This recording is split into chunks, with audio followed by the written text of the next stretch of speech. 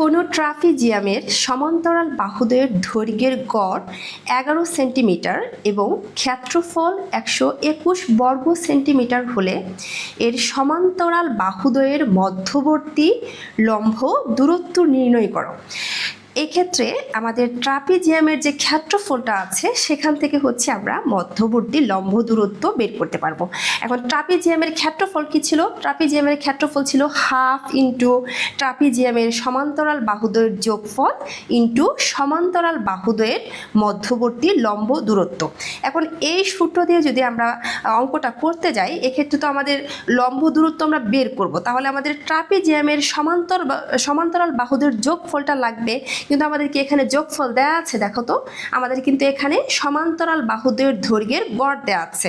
তাহলে এই গড়টাকে যদি হচ্ছে আমরা 2 দিয়ে গুণ করি, তাহলে কিন্তু আমাদের সমান্তরাল বাহুদ্বয়ের যোগফল চলে আসবে, আর তখন কিন্তু আমরা খুব সহজেই লম্ব দূরত্ব বের করতে পারবো। তাহলে আমরা এখানে লিখে নিব, দেওয়া আছে ট্রাপিজিয়ামের সমান্তরাল বাহুদ্বয়ের দৈর্ঘ্যের গড় 11 সেন্টিমিটার এবং ক্ষেত্রফল কত? 121 বর্গ সেন্টিমিটার। তাহলে সমান্তরাল বাহুদ্বয়ের দৈর্ঘ্যের গড় যদি 11 সেন্টিমিটার হয়, তাহলে বাহুদ্বয়ের যোগফল কি হবে? 2 ইন্টু 11 সেন্টিমিটার, 22 সেন্টিমিটার। এখন আমরা ট্রাপিজিয়ামের যে সূত্রটা আছে সেটা লিখে ফেলবো। আমরা জানি ট্রাপিজিয়ামের ক্ষেত্রফল ইকাল টু হাফ ইন্টু ট্রাপিজিয়ামের সমান্তরাল বাহুদ্বয়ের যোগফল ইন্টু সমান্তরাল বাহুদ্বয়ের মধ্যবর্তী লম্ব দূরত্ব। তাহলে আমাদের বের করতে হবে লম্ব দূরত্ব, তাই এটাকে আমরা বাম পাশে নিয়ে চলে আসলাম। তাহলে সমান্তরাল বাহুদ্বয়ের লম্ব দূরত্ব ইকাল টু কী হবে? 2 ইন্টু ট্রাপিজিয়ামের ক্ষেত্রফল ডিভাইডেড বাই হচ্ছে সমান্তরাল বাহুদ্বয়ের যোগফল।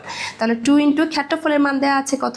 121, আর ডিভাইডেড বাই হচ্ছে বাহুদ্বয়ের যোগফল পাইছি হচ্ছে আমরা 22। ক্যালকুলেশন করে এই যে 11 সেন্টিমিটার, তাহলে লম্ব দূরত্ব হচ্ছে 11 সেন্টিমিটার।